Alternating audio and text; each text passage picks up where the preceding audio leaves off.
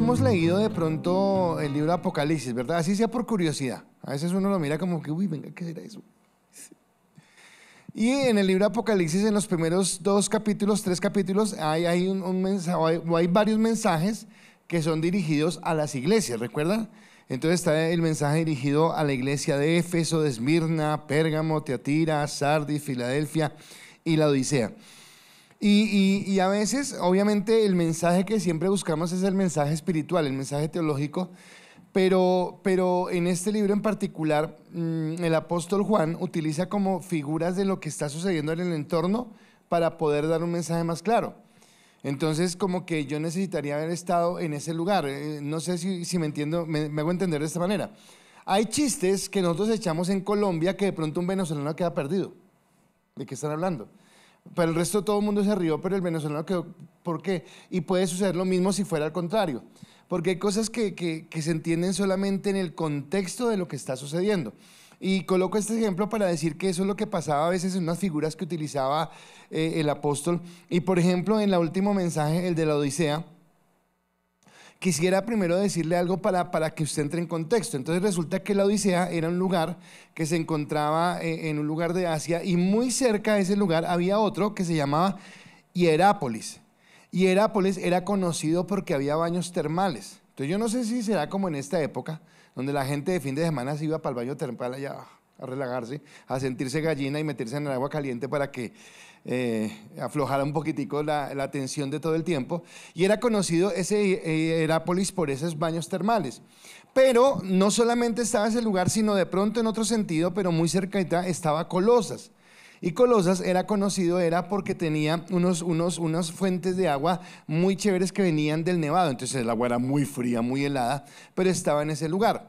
¿De acuerdo? Ahora, al contrario de estos dos lugares donde en un lugar encontraban agua muy, muy, muy caliente y en otro lugar encontraban agua muy, muy, muy, muy fría, resulta que allí en la Odisea, el agua, primero que todo, era tibia y era fea, y esa agua era la que circulaba por los grandes kilómetros de acueducto que tenía este lugar. Así que la gente del sector, la gente del lugar ya se había acostumbrado a esa agua. Pero la gente que no era de ese lugar, pues cuando le daban agua y tomaba el primer sorbo, generalmente lo primero que hacían era escupirla, porque era agua tibia y encima como sucia, entonces no estaban acostumbrados. Los del lugar ya se habían acostumbrado, pero el resto de gente no se había acostumbrado. Y es aquí, y les expliqué esto, donde el apóstol Juan, cuando está dando ese mensaje a esa iglesia, les dice lo siguiente, Apocalipsis 3, del versículo 15 al 16. Yo sé todo lo que haces, que no eres frío ni caliente. Y ahora, cuando les dice esto, ellos inmediatamente están entendiendo la referencia. Como quisiera que fueran lo uno o lo otro, pero ya que eres tibio, ni frío ni caliente, te escupiré de mi boca. ¡Uy, qué desagradable esa referencia!, ¿verdad? Pero hace una referencia a lo que el Señor está hablando, y es una tremenda declaración, pero a la vez creo que es un mensaje tremendamente relevante para este tiempo que estamos viviendo. Estamos viviendo tiempos difíciles, tiempos bien, bien complejos, por todas las cosas, porque ahora no solamente la política, ahora no solamente la cultura, ahora es que por allá, yo no sé qué hizo esa gente, toca orar por esa gente, pero todos los días tiembla en el mismo sitio. Hoy tembló otra vez en el mismo lugar, ya llevan 3 temblores bien fuertes. Entonces toca decir, bueno, ¿y qué es lo que está sucediendo? ¿Por qué pasan estas situaciones? Y es donde Dios quiere que haya una iglesia que realmente clame al Señor. Ahora, ¿por qué les dice que ellos no eran ni fríos ni calientes, sino que eran como tibios? Porque resulta que ellos no eran tan fríos como para negar a Cristo. Ellos no lo negaban, ellos, no, Cristo, bien, chévere, o sea, bien, o sea, su mensaje, su sacrificio. O sea, como que muy contentos con eso, pero a la vez eran hipócritas en el sentido de que así mismo como supuestamente adoraban a Dios, pues no tenían ese fuego, esa pasión, sino eran más bien cristianos como que andaban en actitudes más bien mundanas, porque en realidad no le pertenecían al Señor. Así que así como la gente que probaba el agua de la Odisea y la escupía porque no le gustaba, resulta que ese tipo de cristianos tibios de la Odisea eran nauseabundos para Cristo. Uy, pastor, no diga diciendo, pero era lo que dice la palabra. Eran como nauseabundos y suena feo esa palabra, pero entonces te pregunto, ¿eres frío, caliente o tibio? Porque ahí está diciendo lo que pasa con los tibios, lo dice la palabra. Dice que a los tibios como que no les gusta. Y el título de mi mensaje hoy es, no es un mensaje feo, Dios ama la pasión y la lealtad. Dios ama la pasión y la lealtad. O sea, en otras palabras, Dios está esperando que nosotros seamos cristianos realmente apasionados y leales. No cristianos de ir al domingo, el miércoles, sí, de pronto levantar una oración, de pronto de vez en cuando leer la Biblia, sino que realmente en nuestro corazón haya un verdadero sentido de amor y de pasión por el Señor. Pero que no es por momentos y a veces nosotros tenemos ese problema, ¿verdad? Que es como por momenticos, sino que pudiera ser permanente y crecer en él. Ahora, mantenerse en la vida cristiana no es sencillo. Y yo lo sé porque ya llevo unos añitos en la vida cristiana y no todos los años he estado de pastor. Y no es porque soy pastor entonces así estoy. No es fácil. Pero Dios nos exhorta en este sentido a ir caminando en esa pasión, pero también en esa lealtad al Señor. Y creo que la lealtad es algo que todos valoramos, en una amistad, en una relación sentimental, en una relación laboral, en cualquier tipo en una relación política. Lo que más quisiéramos nosotros es que la gente fuera leal con nosotros. Y lo que los demás esperan de nosotros también es una lealtad con respecto a lo que hablamos y lo que decimos. Pues Dios está haciendo acá lo mismo, que Él quiere o espera que seamos leales. Por eso en la porción del Salmo 119 que nos corresponde hoy, que va del versículo 113 al versículo 120, inicia diciendo lo siguiente en el 113. Dice: detesto a los que tienen divididas sus lealtades, pero amo tus enseñanzas.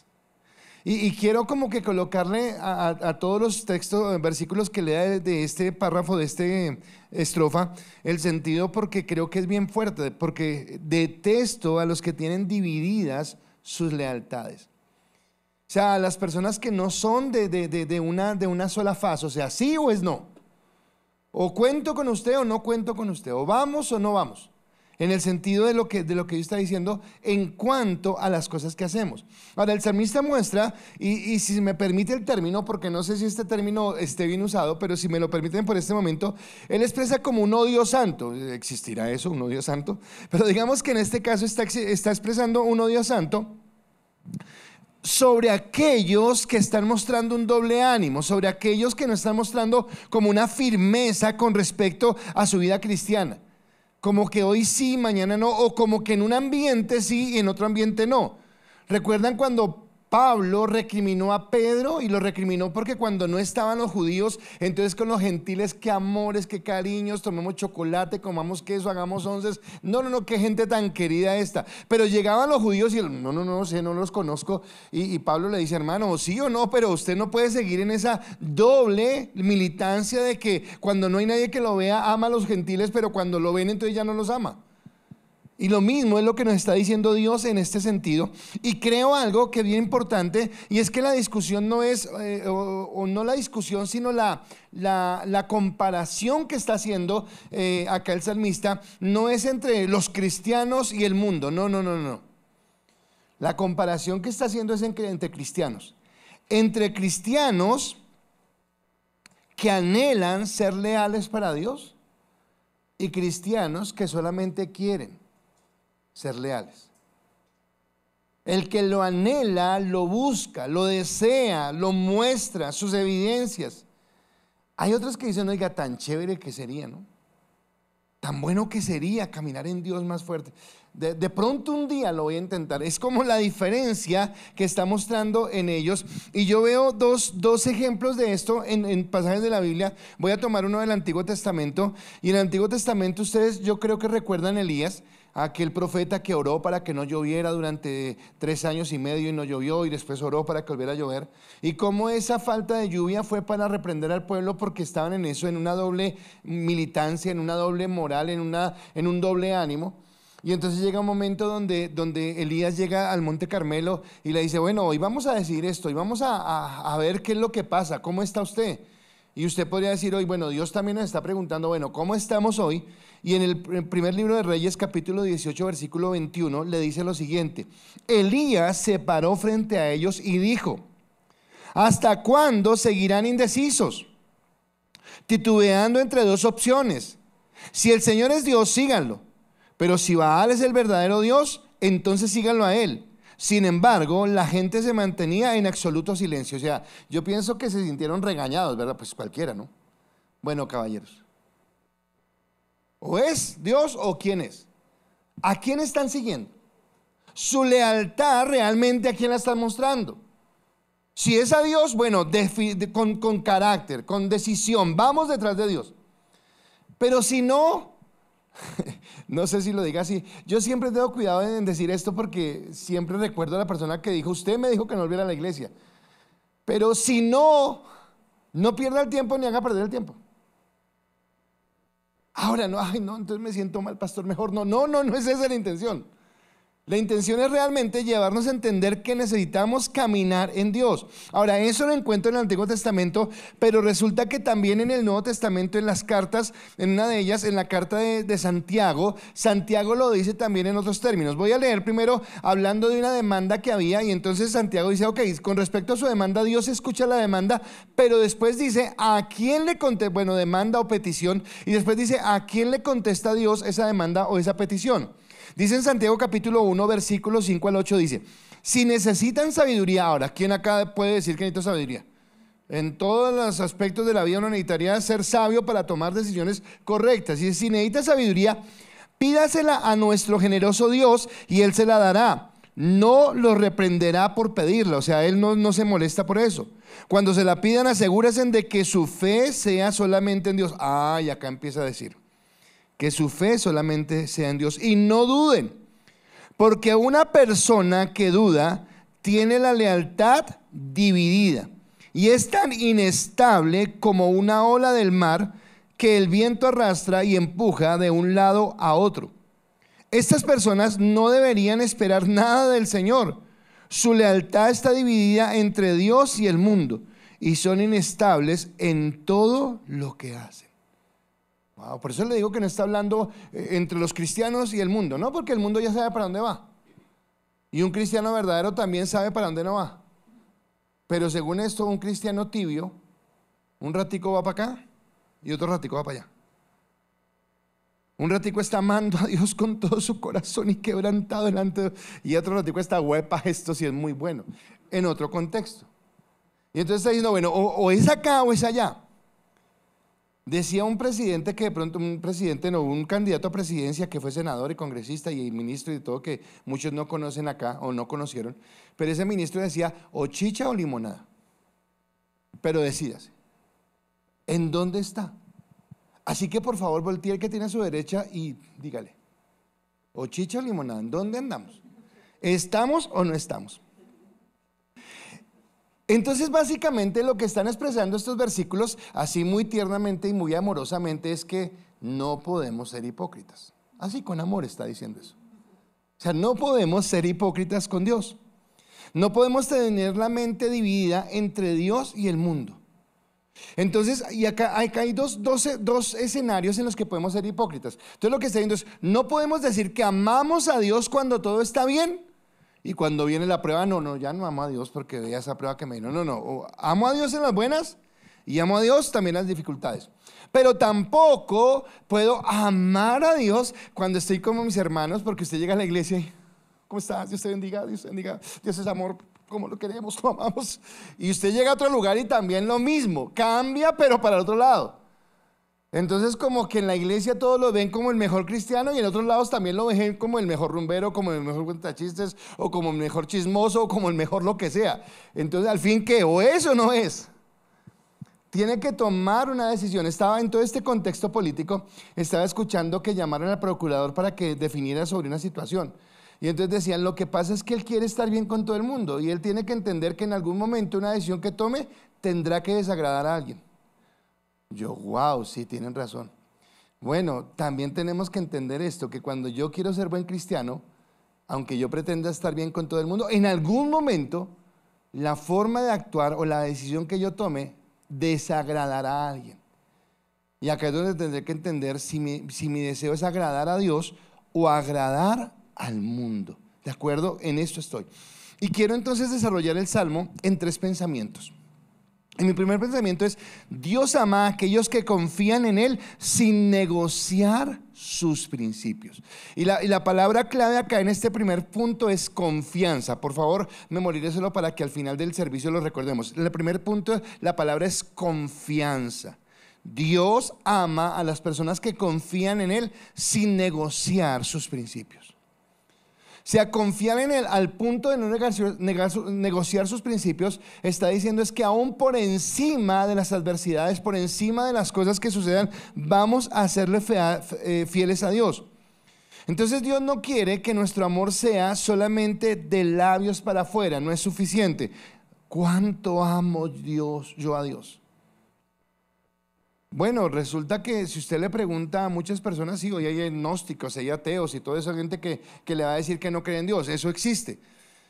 Pero usted también encuentra mucha gente que de pronto no necesariamente sea religiosa, pero que con su lado, no, yo amo a Dios.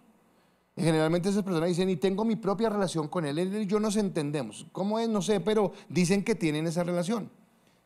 Pero su amor hacia Dios solamente es externa, solamente es de labios para afuera, pero realmente no han entrado en una decisión por amar a Dios. Entonces, más que tus palabras, Dios espera que nosotros seamos una iglesia radical. Y esta primera parte que habla de la confianza me parece tremendo, porque radical es una palabra que nos lleva a entender que estamos en una sola línea, que estamos en un solo sentido. Y seguramente muchas veces hemos escuchado la palabra y cuando escuchamos la palabra en nuestra mente inmediatamente estamos de acuerdo. Creo que todos, sí, hay que ser radicales. Pero aunque estamos de acuerdo, no mire lo que otros hagan, mire lo que usted hace. Y usted se da cuenta que muchas veces nuestras decisiones no son radicales. Nuestros pensamientos no son radicales. No mirando a otro. Yo no voy a mirar a ver mi esposa, a ver mi Eugenia, venga, miramos, a ver. No. Yo solamente me tengo que mirar a mí para entender que muchas veces no soy radical. Y que Dios está diciendo que si confío en Él, mi actitud debe ser una actitud radical. Por eso en el versículo 114 al 115 del Salmo 119 dice: Tú eres mi refugio y mi escudo. Tu palabra es la fuente de mi esperanza. Escúcheme, porque le dije que lo iba a leer con dramatismo. Lárguense de mi vida, ustedes los de mente malvada. Eso lo dice la Biblia. Porque tengo la intención de obedecer los mandatos de mi Dios. Tremendo. Creo que el que escribió ese salmo no conocía la palabra de políticamente correcto. No, él no conocía. Lárguense en aquellos que no me colaboran. Porque hay muchas personas o muchas situaciones que no me ayudan a crecer en esa comunión con Dios. Así que el salmista lo que está diciendo es: mi amor por Dios es tan grande. Y acá sería un buen momento para reflexionar si su amor por Dios es tan grande. Si su amor por Dios es tan intenso, al punto que decidimos alejarnos de aquello o de aquellos que nos apartan de su amor. ¿Es tan fuerte?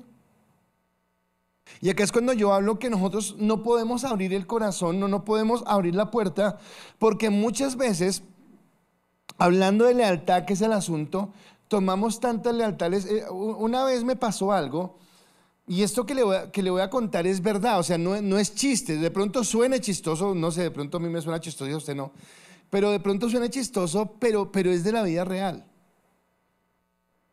Tal vez me ha pasado 2 o 3 veces, y tristemente cuando tenemos que tratar casos de personas que han caído en adulterio y están en una relación con otra persona. Y recuerdo tanto a una persona que le dije: venga, pero ve a su esposa y ve a sus hijos, lo que usted tiene. Ya el hombre ya estaba como que diciendo: sí, la embarré, estaba reconociendo, pero después de mucho tiempo. Y él dijo: sí, mi esposa, mis hijos, y tengo una mujer tan linda, sí, por eso. Y entonces, Y lo que él me dijo fue, pero ¿cómo le rompo el corazón a ella ahora? ¿Sabe qué lo que me estaba diciendo? Que su lealtad ahora era más fuerte con la persona que había traicionado a su esposa que la que debería tener a su esposa. Ahora suena ilógico, suena incoherente, pero a veces con Dios nos pasa lo mismo. Sí, Dios te amo, pero ¿cómo dejo esta amistad? ¿O cómo dejo este ambiente? ¿O cómo dejo esta situación? Y entonces Dios nos está diciendo, yo espero que ustedes sean leales, pero vean cómo a veces colocamos otras circunstancias o personas por encima de la lealtad que deberíamos tener a Dios. Entonces acá lo que está diciendo es que Dios quiere que yo tenga tanto amor por Él que esté dispuesto a dejar aquello que no me conviene. Y creo que cuando el salmista con palabras tan fuertes dice, lárguense de mi lado aquellos que no sirven. Lárguese me suena como esas señoras viejitas de hace mucho tiempo, que eran así sin pena en la lengua. Dice, lárguese de acá y no moleste. Creo que era así, el salmista como que lo entendía y lo decía, y es algo que nosotros permanentemente deberíamos recordar. ¿Y qué debemos recordar? Pablo nos dijo en Corintios, no erréis, las malas conversaciones corrompen las buenas costumbres. ¿Cuántas veces hemos permitido que personas que nos aparten lleguen a nuestra vida? La palabra que dice, que ellos se conviertan a ti y no tú que te conviertas a ellos. Pero hay escenarios donde tal vez nosotros, en lugar de ser esa luz, como que nos convertimos en parte de esa oscuridad. Mateo el domingo en la prédica mandó a apagar todas las luces para encender la luz de su celular. Y entonces decía que aunque la luz del celular era muy tenue, cuando toda es oscuridad, esa luz se ve. Pero imagínense que en un ambiente de oscuridad yo apague esa luz. Y el problema es que eso es lo que habla la lealtad. A veces mi lealtad no es con Dios, sino con otras personas, que esa luz que yo debería tener parece que desvanece porque las malas conversaciones corrompen las buenas costumbres. Y recuerde que estamos hablando de radicalidad. ¿En dónde está mi radicalidad? ¿Soy tan radical de entender que le pertenezco a Dios, que soy de Él? Entonces, un cristiano que realmente camina en el amor de Dios se aleja de todo lo que lo contamina. Pablo en sus cartas, en algunas porciones de la palabra, compara el cristianismo con la vida de un atleta. Y dice, así como el atleta se priva de muchas cosas por correr a la meta, bueno, tiene que ver con eso con nosotros. O sea, nosotros somos conscientes de la meta que tenemos y somos conscientes del Dios que nos ha amado y somos conscientes de cómo apartarnos, y aunque este mundo nos lleva a sentirnos desgraciados porque no hemos hecho lo que otros han hecho en capital, en trabajo, en títulos, en qué sé yo, tantas cosas, Dios nos lleva a entender que estamos corriendo detrás de una meta grande, que es más grande que cualquier otra cosa que el mundo nos pueda dar, y que no es una competencia que tenemos entre nosotros, sino que es una competencia sola, individual, que llevo yo para alcanzar la corona, para alcanzar la meta del supremo llamamiento, dicen Filipenses. Así que la lealtad es la evidencia de un cristiano que ha decidido dos cosas importantes. Y acá es la decisión de esa confianza en Dios. En mi decisión de confiar en Dios, yo he decidido por un lado ser obediente.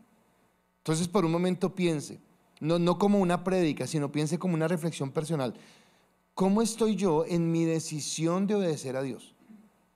Porque no le estoy preguntando si usted sabe que es necesario obedecer a Dios, porque la respuesta lógica es sí, yo sé que tengo que obedecer a Dios. La pregunta que estoy haciendo no es esa, la pregunta es, ¿usted individualmente ha decidido obedecer a Dios? Y por otro lado, usted de una manera voluntaria ha decidido alejarse del pecado. Porque son dos cosas que harán que muestre que yo confío en Dios. Por un lado, que tomo su palabra tan en serio que quiero obedecerla, pero por otro lado, que como no me quiero apartar de Dios, me alejo, huyo, me aparto de todo aquello que me puede a mí colocar en riesgo con respecto a ese deseo de confiar en Dios. Entonces lo primero es que Dios ama a las personas que confían. Pero no se me duerman. ¿Dios ama a quién? Eso, gracias, mi esposa está despierta. A las personas que confían. Dios quiere que nosotros confiemos en Él. Pero mi segundo pensamiento es que Dios no solamente ama a aquellos que confían en Dios, sino que Dios ama a aquellos que dependen de Él y no de sus fuerzas. Y este es bien tenaz. Dios ama a aquellos que dependen de Él y no de sus fuerzas. Entonces el primer aspecto era confianza. El segundo aspecto es dependencia. ¿Y por qué dependencia? Porque en la vida cristiana, en lo que nosotros hemos conocido como caminar con Dios, no se trata de nuestra capacidad, no se trata de nuestra inteligencia o no se trata de nuestro entusiasmo. O sea, no es porque, uy, qué chévere, ahora sí me voy a ser cristiano y mejor dicho es que no. Así no funciona, porque es necesario que Dios venga y transforme mi vida.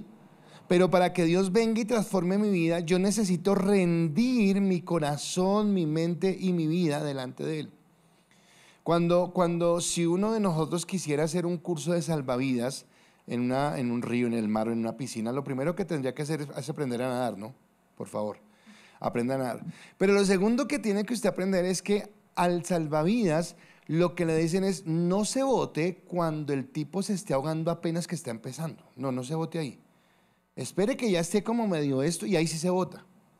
Y usted dirá, pues se va a morir. No, es que si usted se bota cuando él tiene todas las fuerzas y todo el aliento y está desesperado, él lo va a hundir a usted y no se ahoga solo, sino lo ahoga a usted también.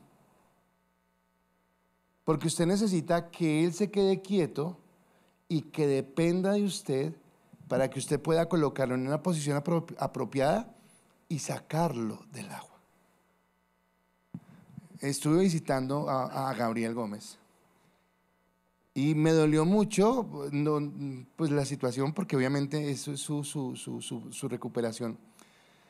Pero como él está inconsciente, como él no supo lo que le pasó y está en un lugar donde a qué hora llegué acá y lo tenían sedado, entonces está saliendo de una sedación y está entubado, pues lo que lo tienen es amarrado de las manos. Y en estos días fue a visitarlo y era duro verlo desesperado, queriendo moverse y no poder. Y tiene que ver con que él tiene que entender que depende de la manguera, depende del tubo, depende de las máquinas y depende de los doctores. Pero él está luchando porque él lo que quiere es arrancarse el tubo y arrancarse todo lo que tiene, porque él no comprende y él quisiera estar bien, porque seguramente eso es incómodo. Y él no entiende que eso que le colocaron es para que él pueda respirar. Ay, está dependiendo de. Y nosotros, ahora, miren el caso del salvavidas o mire el caso de lo que estoy hablando. Y cuántas veces nosotros como que nos movemos y no queremos que Dios lo haga porque confiamos más. Dios, tranquilo, yo sé cómo lo hago. Yo sé, yo no sé. Necesitamos depender de Dios. Porque es solamente, y escúcheme porque esto es bien importante, la única manera de que usted y yo mantengamos nuestra lealtad a Dios es dependiendo de Dios. O sea, yo no puedo ser leal si no dependo. Porque si yo no dependiera de Dios, pensaría que es en mis fuerzas, y en mis fuerzas me puedo llenar de orgullo y de vanidad y alejarme de Dios. Por eso cada uno de nosotros tenemos talentos y habilidades en las que necesitamos decirle a Dios, gracias por este talento y esta habilidad, pero no es por este talento, no es por esta habilidad, no es por esta capacidad, es porque tú me amas y porque tú me bendices. Por eso en el versículo 116 y 117 del Salmo dice, Señor, sosténme como prometiste para que viva. No permitas que me aplaste mi esperanza. Sosténme y seré rescatado. Entonces meditaré continuamente en tus decretos. Lo que él está diciendo, en otras palabras, es: dependo de ti. No soy yo. Si tú no me sostienes, si tú no me levantas, si tú no eres el que está conmigo, entonces esta es una de las lecciones que más nos cuesta aprender. Porque ya lo he dicho en otras ocasiones, porque vivimos en un mundo donde constantemente está alimentando nuestra independencia.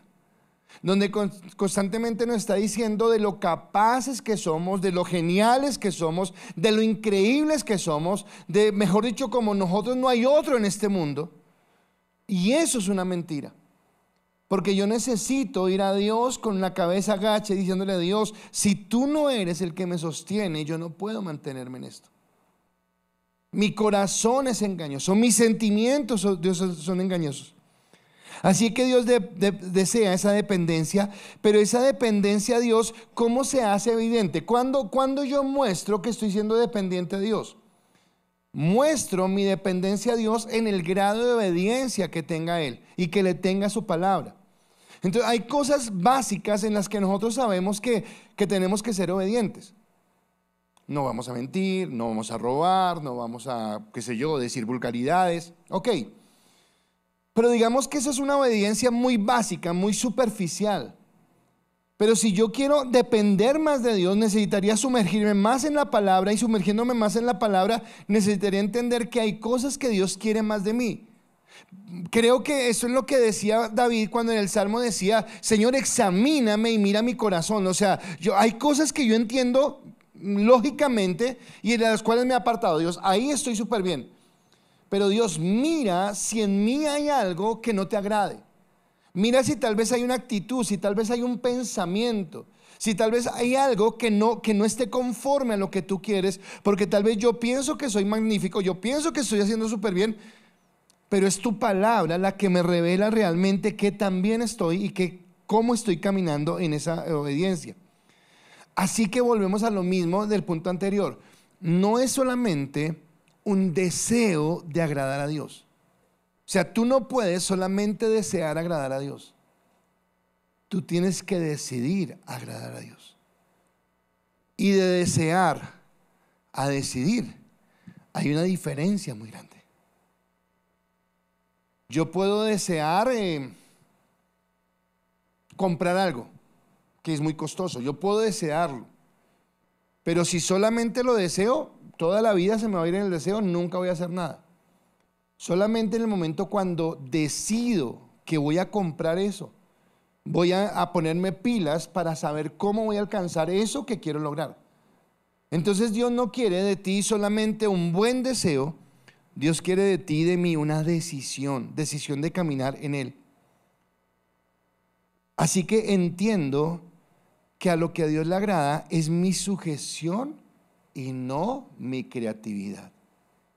Y a veces somos tan creativos. ¿Sabe quién fue creativo? Saúl. Saúl fue creativo. Entonces Dios le dio una orden. Saúl hizo caso omiso de la orden. No le importó la orden de Dios porque él no dependía de Dios. Él dependía de su propio pensamiento. Él dependía de su propia forma. Y cuando Samuel le pregunta que por qué no hizo caso, él es creativo y dice, no, pero es que esto que Dios me mandó no lo hice como Él quiso porque los traje para ofrecer sacrificio a Dios. ¡Qué creativo! Y él dijo, no, ahorita maté a Dios con esto, ahorita se para y me aplaude y me abraza y hasta besos me da. Y Dios le dijo, no, Señor, Dios no le está pidiendo a usted creatividad, Dios le está pidiendo a usted sujeción. Y qué tremendo esto. Porque realmente es decidir caminar en lo que Dios quiere. Por eso siempre que leo este texto lo leo del Evangelio de Marcos, pero hoy decidí tomar otro porque me parece más especial y está en Lucas 9:23. Cuando lo leo, usted dirá, sí, ya lo he leído, pero esto es más amplio. Dice, entonces Jesús dijo a la multitud, si alguno de ustedes quiere ser mi seguidor, tiene que abandonar su propia manera de vivir, tomar la cruz cada día y seguirme. Y escúcheme esta palabra porque es fuerte. Tiene que abandonar su propia forma de vivir, tomar su cruz y seguirme. Inmediatamente cuando usted escucha esta palabra, a usted y a mí, o bueno, a mí, no puedo juzgarlo por usted, pero a mí me salta a la cabeza, ¿perdón? ¿Perdón abandonar mi vida? No, Dios, yo te amo y vengo a la iglesia y bien chévere y hasta mis diezmos te doy y los domingos vengo y si me ponen a servir hasta yo sirvo, pero abandonar mi vida, o sea, Dios, ¿no te parece que es un poco extremo? Y entonces acá la pregunta que yo le haría es: ¿hasta qué punto usted ha dejado de vivir su propia vida para vivir la vida que Dios quiere? Uy, espere, que eso suena extremo. ¿De qué estamos hablando? De dependencia. Y eso suena extremo. Dejar de vivir mi vida para vivirla de Dios. Pues sí, eso es lo que Él quiere. Pero ¿sabe por qué lo quiere? Primero, porque Él sabe que nos conviene. Porque el camino por donde Él nos guía es seguro, real y tiene una meta clara. Cuando yo guío mi vida por mis propios intereses, por mis intereses mezquinos e inmaduros y a veces arrogantes, lo que estoy haciendo es guiando mi vida a un precipicio, guiando mi vida al dolor, guiando mi vida a la tristeza. Por eso Él, como si fuéramos niños chiquitos, nos dice: no, haga caso.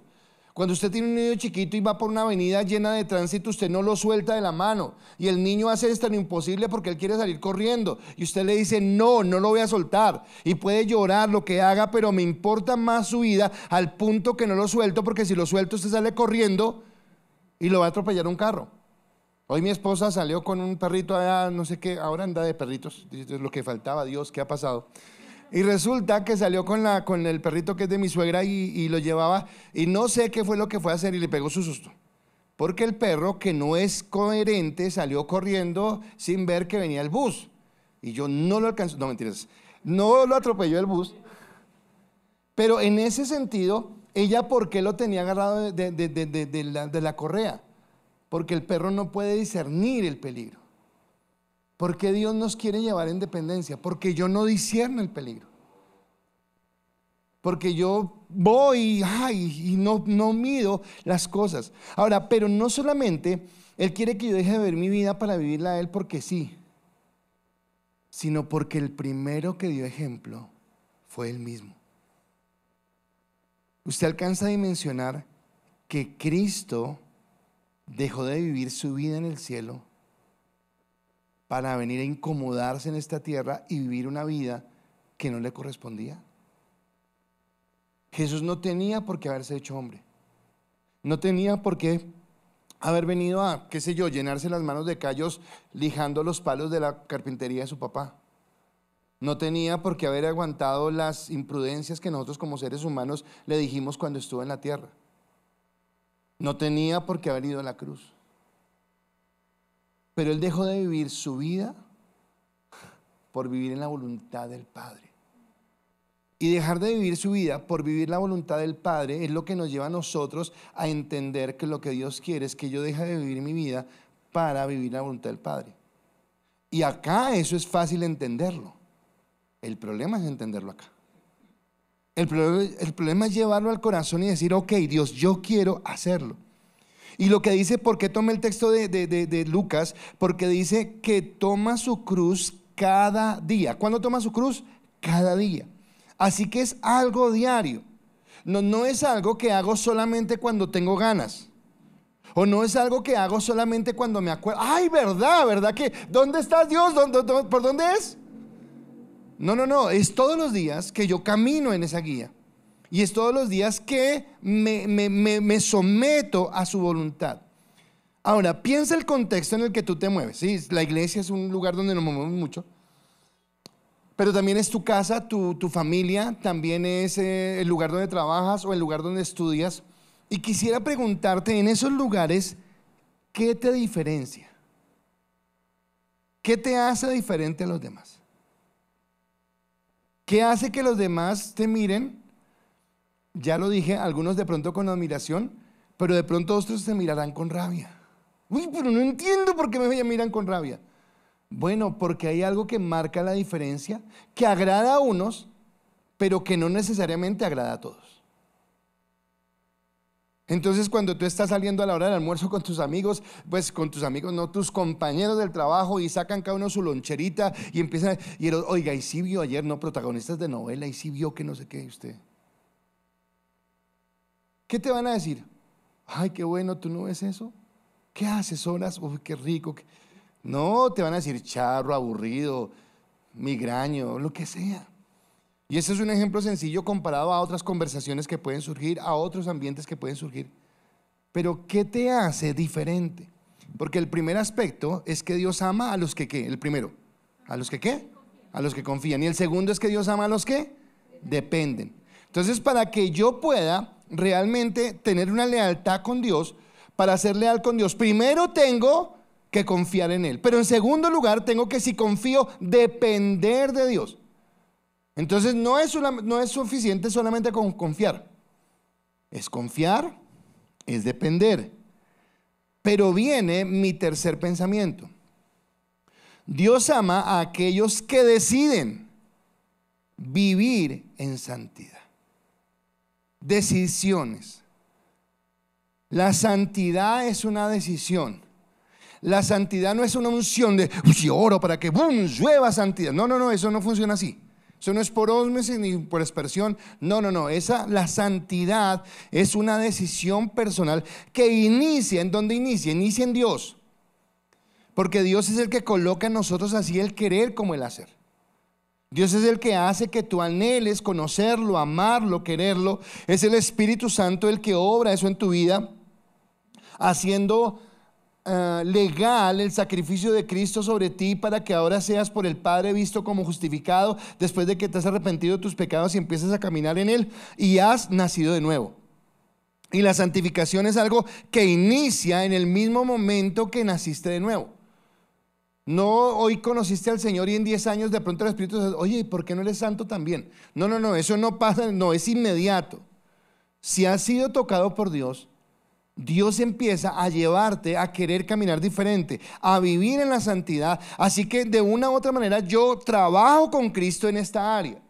Hago que Él haga lo que es imposible para mí, dominar mis pasiones, darme el fruto del Espíritu Santo, el amor, el gozo, la paz, la paciencia, la bondad, la benignidad, la fe, la mansedumbre, la templanza. Eso lo hace el Espíritu Santo. Pero ahora eso que Él me dio, yo empiezo a ejercitarlo, empiezo a alimentarlo, empiezo a caminar en esa gracia. En diciembre, cuando mi papá no sé de dónde sacó y me regaló 2 pesas para sacar, me las regaló muy lindas. Ahí están en el closet, chévere, vea. No han hecho nada. Porque en el closet no hacen nada. Yo necesito utilizarlas, si no, no funcionan para nada.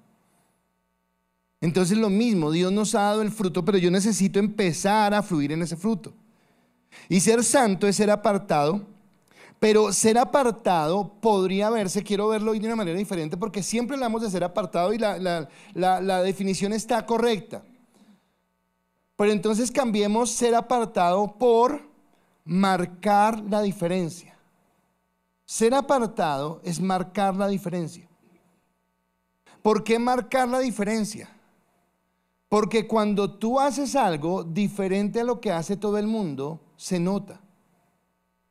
Porque lo normal es que todo el mundo haga lo que el mundo hace. ¿Para dónde va Vicente? Para dónde va la gente.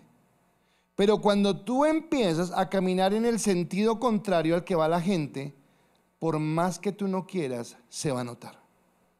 Por más que no quieras, se va a empezar a ser evidente. Y al principio lo verán las personas más cercanas a ti, tu papá, tu mamá, tu esposo, tu esposa, un amigo cercano que tengas, la gente de tu trabajo. Pero si tú persistes en ello, con el tiempo la gente lo verá. Y sabes que en la santidad al principio producirá rechazo, producirá burla, producirá críticas. Pero si tú permaneces en el tiempo, producirá respeto. No digo que la burla se vaya, no digo que el respeto se vaya, pero el respeto o el querer juzgarte. Pero en últimas la gente verá tu decisión y te seguirá de una manera, o te verá, no te seguirá, sino te verá de una manera firme. Así que ¿cómo te ves tú de una manera diferente? Por eso en el versículo 118 y 119 él dice, pero has rechazado a todos los que se apartan de tus decretos, quienes no hacen más que engañarse a sí mismos. O sea, los que se apartan de los decretos de Dios, lo que están haciendo es engañándose a ellos mismos. Desecha a los perversos de la tierra como si fueran desperdicios. Con razón me encanta obedecer tus leyes. Ahora, el texto toma términos muy fuertes. Al principio dijo lárguense, pero ahora dice que los trata como desperdicios. Y podríamos hablar de que son palabras fuertes. Empezamos con Apocalipsis diciendo que a los tibios los vomitará de su boca. Y son palabras fuertes, pero lo que nos habla es de la dimensión de la santidad de Dios, porque escúcheme, no es que la santidad de Dios tenga una altura, o no es que la santidad de Dios tenga una dimensión, no, la santidad de Dios es la santidad de Dios, que no se mide, sino que simplemente espera que yo llegue a esa santidad. Ahora, como Él sabe que yo no puedo llegar por mí mismo, por eso confío, por eso dependo, para que después de confiar y de depender, ahora decida caminar en función de caminar. Entonces dice, como yo conozco las consecuencias. ¿Por qué las conozco? Porque el Espíritu Santo me las ha revelado. ¿A qué me refiero? Que cuando usted no caminaba con Cristo, cuando usted no tenía ese nuevo nacimiento, usted vivía en el pecado que vivía todo el mundo. Y no pasaba absolutamente nada. Usted se acostaba tranquilo y se levantaba tranquilo. No había nada que como que le dijera, oiga, pilas. Pero ahora que conoce a Cristo, ahora que camina con Cristo, si hay algo que no lo deja tranquilo, no está bien que hagas eso, no está bien que actúes de esa manera, no está bien que pienses de esa manera. Y no es que alguien te lo diga, sino que es el mismo Espíritu en tu interior por el nuevo nacimiento el que te lleva, el que te inquieta a caminar en esa santidad. Así que el salmista no desea tener el mismo destino de lo que tienen los que no obedecen su ley, de los que no caminan conforme a su palabra.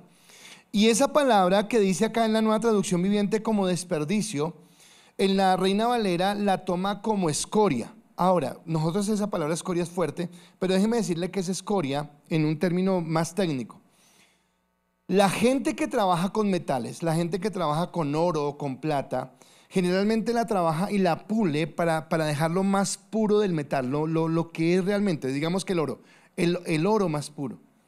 Entonces, como viene con basura, con mugre, lo que hace el trabajo de refinar el oro es sacar toda la basurita, todo aquello que hace imperfecto el oro, para que realmente la joya o lo que se quiera quede totalmente puro. Se saca el orfebre, lo que saca es toda la escoria.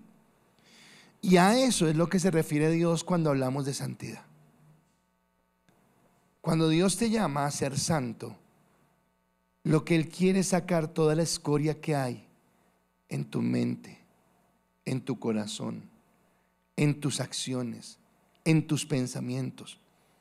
Todo aquello que sobra y que le reduce el valor a lo que tú eres en Cristo por el sacrificio de Él. Entonces los casados que honren sus hogares de acuerdo a eso que Dios ha hecho. Pero los solteros que honren su soltería hasta que llegue la persona con la que se unen, y ojalá sea un oro refinado como Dios te ha refinado a ti. Y que yo pueda entender que ahí vamos a caminar, porque no se trata de vivir mi vida, sino se trata de vivir la vida que Cristo quiere que yo viva. Entonces somos ese metal que está siendo refinado por Él.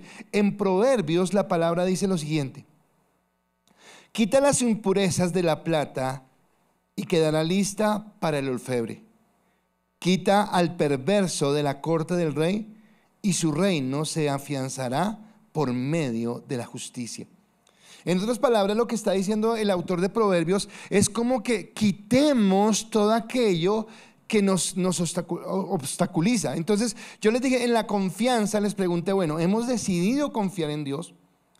En la dependencia les dije, bueno, ¿es su deseo o usted está caminando en obedecer a Dios? ¿Usted es consciente de obedecer a Dios? Y acá podría decirle, si usted está identificando aquellas cosas, aquellas situaciones que ponen en riesgo su santidad. Y volvemos a lo mismo, es una carrera personal. Soy yo el que decido en mi relación con Dios, porque cuando yo empiezo a sumergirme en mi comunión con Dios, resulta que ya no me interesa tanto mostrarle a la gente que yo soy espiritual. Eso es lo de menos. Yo quiero es mostrarle a Dios que soy fiel.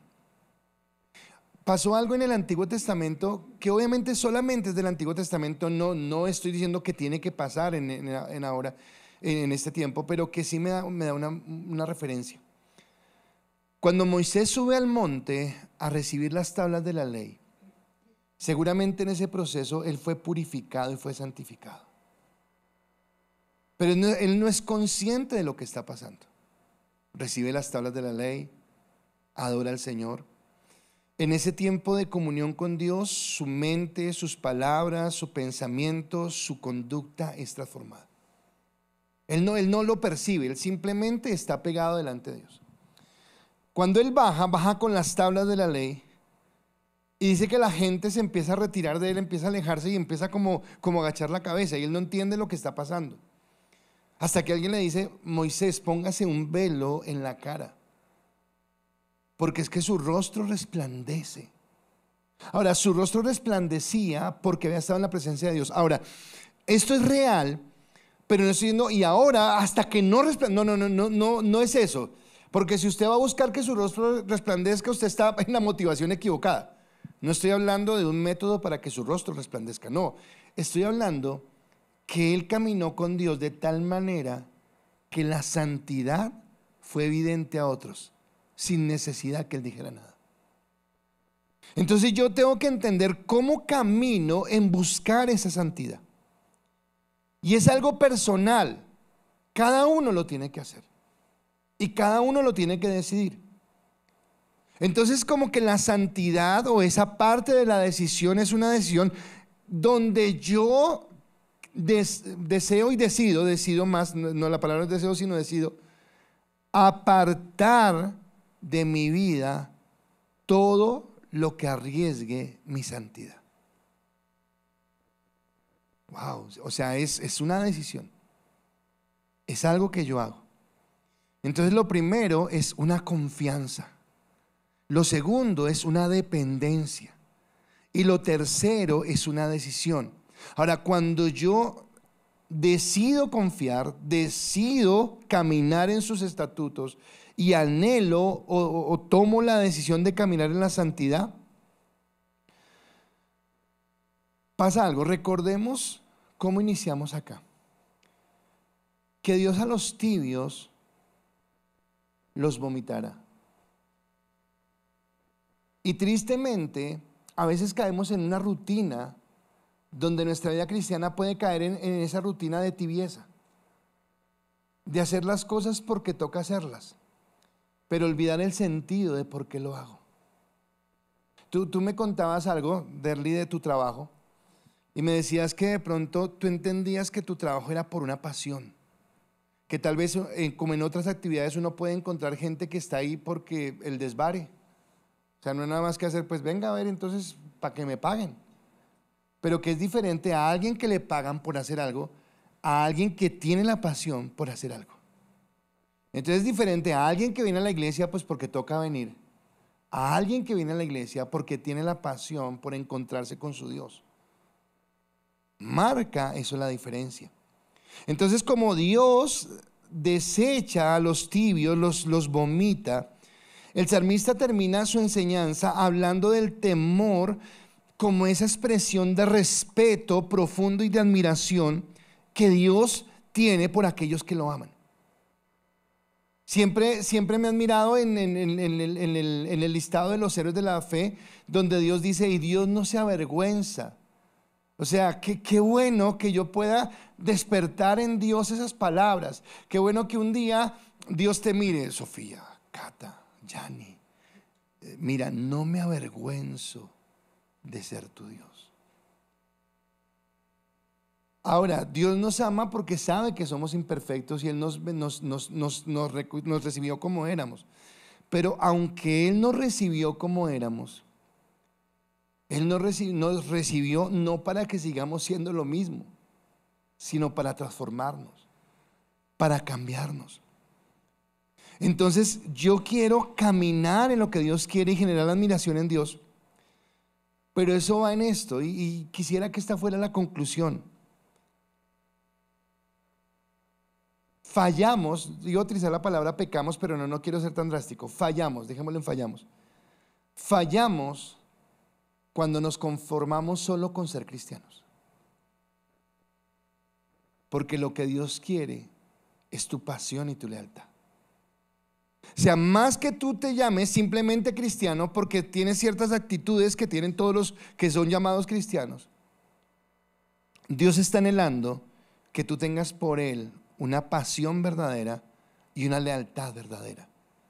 Por eso el salmista termina diciendo en el párrafo, en el versículo 120, me estremezco por mi temor a ti, quedo en temor reverente ante tus ordenanzas. Ahora, si esas fueran sus palabras, podría decirlas en este momento, me estremezco por mi temor a ti, Dios. O sea, delante de ti estoy, y cuando estoy delante de tu presencia tengo ese temor porque entiendo delante de quién estoy.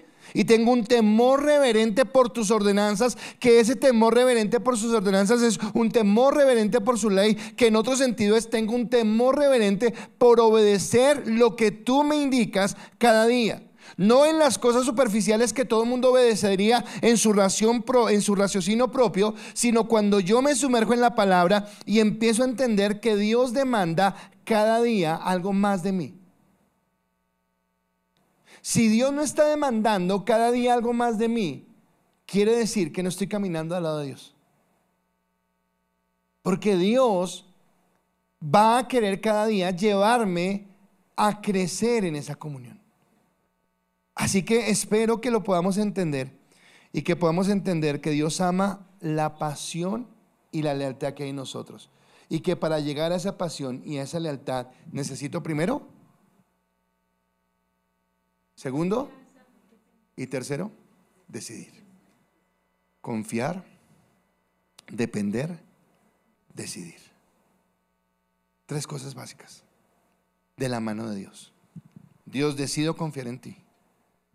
Dependo de ti, Dios, y decido caminar en función de alcanzar eso. No lo coloqué en el texto, pero Pablo dice, y lo mencioné hace un momento, no que lo hayamos alcanzado ya, ni que ya seamos perfectos, pero una cosa hago, olvidando ciertamente lo que queda atrás, miro hacia adelante a la meta del supremo llamamiento que es en Cristo Jesús. Y eso que nos espera es glorioso. Y no importa que acá todo el mundo nos diera la espalda por amar a Dios, hay un Dios que está esperándonos con los brazos abiertos y que tiene preparada para nosotros coronas de vida y coronas de bendición.